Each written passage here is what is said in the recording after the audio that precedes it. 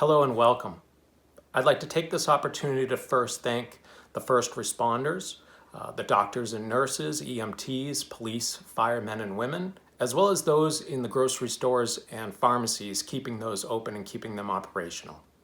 I hope you and your loved ones are doing well. I'm pleased to report that both my family and my work family are all doing well. It's hard to believe we're dealing with the pandemic of 2020. Last night, my wife and I finished the documentary on Netflix called Pandemic. It was released in January of this year. It's a little eerie to hear the doctors and the scientists go over pandemics and predict that there's one on the horizon.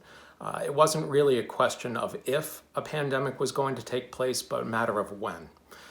I'm here today to talk about some papers that we wrote concerning the CARES Act. The CARES Act was passed on March 27th.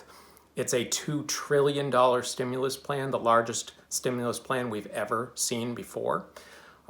There are three major areas that we're going to discuss and explore in these papers. That's why we wrote three separate papers, so you can go directly to that paper that you think will impact you or that you're interested in. My colleague Andrew wrote the paper on personal finances, which covers unemployment benefits, rebate checks, and retirement benefits. He also touches on the fact that RMDs, or required minimum distributions, have been waived by the government for the year 2020. If you've already taken your required minimum distribution, the government has issued guidance as to how we can put that money back in if you want to avoid taxes. The second paper that was written by my colleague David is on education, on the education landscape.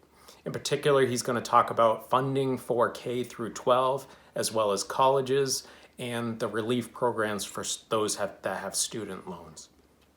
The third paper, written by myself, is about the small business relief program. In particular, I'm focusing on the Paycheck Protection Program. It's a $349 billion program. The whole idea of this is to get money out to small businesses in the hopes that they stop doing layoffs, if possible. The self-employed or small businesses include those people that are self-employed all the way up to businesses with up to 500 employees. We put these papers on our website under the Resources tab, then select White Papers. You'll find all three articles or papers that we wrote there. Please feel free to distribute these among your family and friends or colleagues that you think might be interested in these subjects.